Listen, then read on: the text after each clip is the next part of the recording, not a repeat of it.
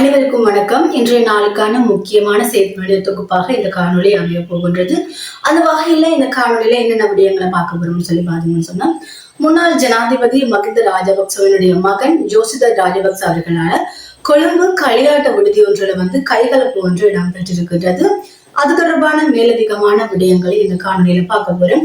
அதை விட பாத்தீங்கன்னு சொன்னா, நேற்றைய தினம் ஒரு காணொலி ஒன்றை பார்த்திருப்போம். தையட்டியில புதிதாக இன்னும் ஒரு கட்டடம் ஒன்று அமைக்கப்பட்டிருந்தது தொடர்பாக. அது தொடர்பில் ஐக்கிய மக்கள் சக்தியினுடைய பிரதிநிதி இளங்குமரன் அவர்கள் ஊடக சந்திப்பு ஒன்றை மேற்கொண்டு சில கருத்துக்களை முன்வைத்துள்ளார். அவர் என்ன விடயங்களை கதைத்திருக்கிறார் சொல்லியுமே நாங்கள் இந்த காணொலியில பார்க்க போகின்றோம். தொடர்ச்சியா மாத்தரை தேவேந்திர முனையில் இடம்பெற்றிருந்த இந்த இரட்டக்கொலை தொடர்பில் புதிய விடயங்கள் கிடைத்திருக்கின்றன. அதோடு கனியமுள்ள சஞ்சீவ அவருடைய கொலை வழக்கு தொடர்பாகவே நிறைய புதிய விடயங்கள் கிடைத்திருக்கின்றன. அந்த தகவல்கள் எல்லாவற்றையுமே இந்த காணொலியில பார்க்க போகணும். தொடர்ச்சியாக உள்ளூராட்சி சபை தேர்தலுக்காக வாக்குச்சீட்டு அச்சிடும் பணிகள் ஆரம்பமாகி இருக்கின்றன. அதனுடைய மேலதிக விவரங்களையுமே ராமேஸ்வரத்திற்கும் தலைமன்னாருக்கும் இடையில புதிய கப்பல் போக்குவரத்து இடம்பெற போவதாகவும் ஒரு தகவல் ஒன்று வெளியாகி இருக்கின்றது. அது தொடர்பான முழுமையான விடயங்களையும் மற்றும் ஒரு விடயம் சாணக்கியன் அவர்கள் அனுர அரசுக்கு தகுந்த பாடம் புகட்டுவேன் என்று சொல்லி ஒரு கருத்து ஒன்றையுமே முன்வைத்திருக்கின்றார். இது தொடர்பான முக்கியமான விடயங்கள் மேலதிக விடயங்கள் எல்லாவற்றையும் விளக்கமாக இந்த காணொலியில பார்க்க போறோம். காணொலிக்கு போறதுக்கு முதல் நீங்க இப்ப வரைக்கும் எங்களுடைய சேனல் சப்ஸ்கிரைப் செய்யாம பார்த்து கொண்டிருக்கீங்கன்னு சொன்னா சப்ஸ்கிரைப் செய்து போட்டு காணொலியை தொடர்ச்சியா பாருங்க. அப்பதான் நான் உங்களுக்கு இனிமேல் போற வீடியோக்கள் எல்லாமே தொடர்ச்சியா பாருங்க சொல்லிக்கொள்ளு காணொலிக்குள்ள போவோம். இன்றைக்கு முக்கியமான செய்திகள் ஒன்று, எங்களுடைய முன்னாள் ஜனாதிபதி மகிந்த ராஜபக்ச அவர்களுடைய மகன் ஜோசித ராஜபக்சவும் அவருடைய மனைவியாரும் மற்றும் அவருடைய குழுவினரும் சேர்ந்து நேற்றைக்கு இரவு ஒரு களியாட்ட விடுதி ஒன்றுக்கு சென்றிருக்கணும். நைட் கிளப்னு சொல்லி அங்க போயிருக்கணும். அங்க போனதுல அங்க பாதுகாப்பு பணியாளருக்கும் இவருக்கும் இடையில இந்த ஜோசித ராஜபக்ச அவருடைய குழுக்களுக்கும் இடையில ஒரு முருகன் நிலை ஏற்பட்டிருக்கு. என்னன்னு சொல்லி பாத்தீங்கன்னு சொன்னா, இங்க ஒரு அந்த நைட் கிளப்ஸ்ல ஒரு வலிமையான ஒரு நடைமுறை ஒன்று இருக்கும். அதாவது அடையாளம் மணிக்கட்டு அட்டை எல்லாருமே அணிஞ்சு கொண்டுதான் உள்ள போகணும்.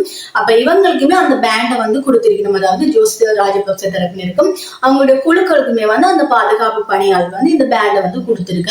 அப்படி கொடுக்கல நாங்கள் அணிய முடியாதுன்னு சொல்லி தவிர்த்திருக்கணும். அதாவது அந்த சினிமா பாணியில வர மாதிரி நாங்கள் யார் தெரியுமா, எங்களுடைய பேக்ரவுண்ட் என்ன தெரியுமா அந்த மாதிரி அவர்கள் அந்த பேண்ட் அணிய மறுத்ததால அந்த ரெண்டு தரப்பினருக்கும் இடையில முருக நிலை ஏற்பட்டு இந்த ஜோசித ராஜபக்ச அவர்களுடைய தரப்பினர் அந்த பாதுகாப்பு பணியாளரை தாக்கி இருக்கணும்.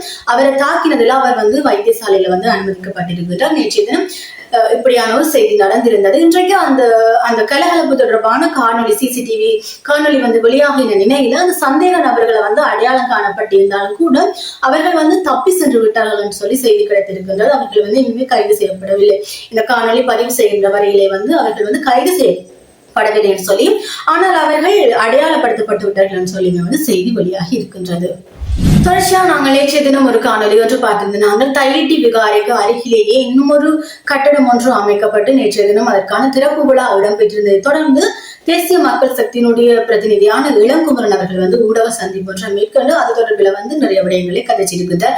அதுல அவர் அந்த பட்ல ஆணைக்குழு தொடர்பாகவே நிறைய கதைச்சிருக்கின்றார். அதுல சிங்கள தமிழ் மக்கள் மாத்திரம் சிங்கள மக்கள் சிங்கள இளைஞர்களே கொல்லப்பட்டார்கள், அதுக்கான நியாயத்தை பாராளுமன்ற ஊடாக பெற்றுத் தருவோம் என்று சொல்லி இருக்கிறார். தொடர்ச்சியா அந்த தையிட்டி விகாரை தொடர்பாக கதை கேட்கல அவர் என்ன சொன்னவர் என்றால், மக்களுடைய காணிகளை மக்களுக்கே நாங்கள் பெற்றுத் தருவோம் என்று சொல்லியும் இந்த சட்டம் சுயமாக இயங்கும் நிலையில நாங்கள் வெகு விரைவாக மக்களுடைய காணிகளை மக்களுக்கே பெற்றுத் தருவதுதான் தங்களுடைய நிலைப்பாடு என்று சொல்லி இளங்குமரன் அவர்கள் கருத்து தெரிவிச்சிருக்கின்றார். ஆனால் உண்மையிலேயே இப்படியாக எந்த அரசு வந்தாலுமே அந்த தையிட்டி விகாரையோ அல்லது இந்த பௌத்த தேவாலயங்கள் வடமாகாணத்தில வடக்கிலே தமிழர் பிரதேசங்கள்ல அமைக்கப்படுவது யாருமே எந்த அரசுமே கேள்வி கேட்காத ஒரு போக்குதான் காணப்படுகின்றது. இதுல அனுர அரசு மீதான ஒரு அதிருப்தி மக்கள் மத்தியில ஏற்பட்டிருக்குது. என்னன்னு சொன்னா, இன்றைக்கு 6 மாத காலமாக ஆட்சிக்கு இனிமே அது தொடர்பான எந்த நடவடிக்கையும் ஏற்படவில்லை என்று சொல்லி ஒரு அதிருப்தி ஏற்பட்டிருக்கு.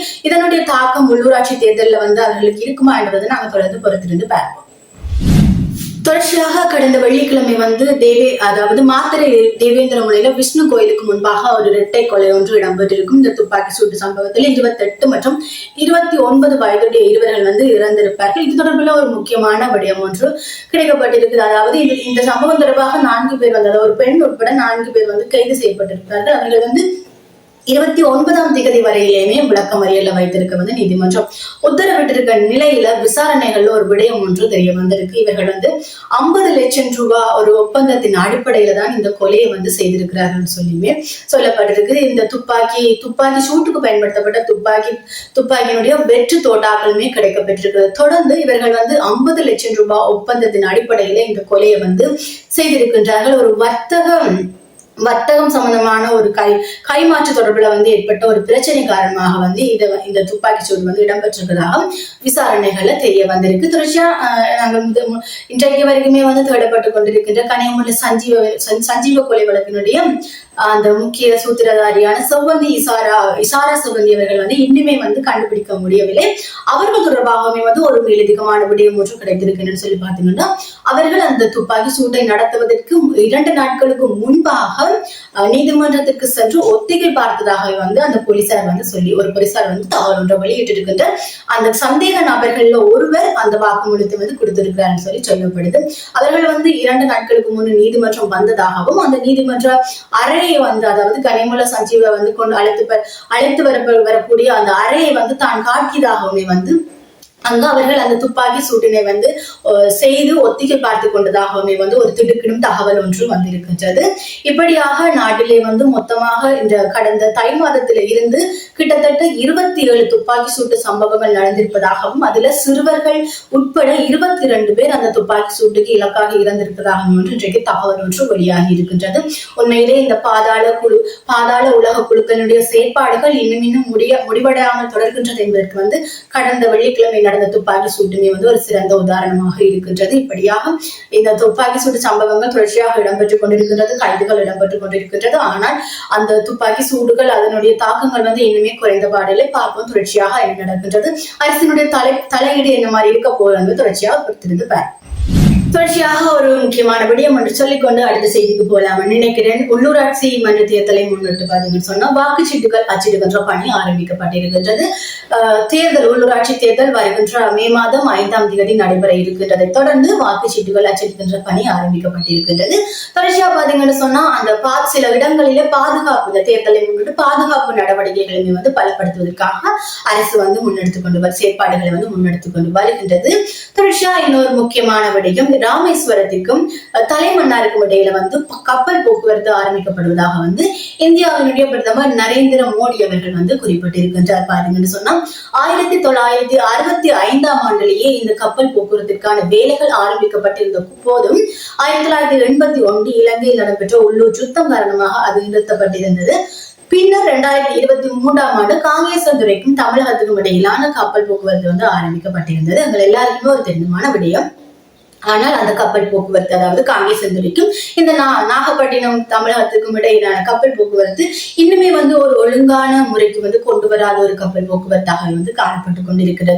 அடிக்கடி இடைநிறுத்தப்பட்டு தொடங்கி அப்படி வந்து இன்னும் ஒரு ஒழுங்கான முறைக்கு வந்து கொண்டு வரப்படாத நிலையில இன்னும் ஒரு கப்பல் போக்குவரத்து வந்து ஆரம்பிக்கப்படுவதாக வந்து அறிவிக்கப்பட்டிருக்கின்றது. இது வந்து தலைமன்னாருக்கும் ராமேஸ்வரத்துக்கும் இடையில வந்து இந்த கப்பல் போக்குவரத்து ஆரம்பிக்க போவதாக சொல்லப்பட்டிருக்கின்றது.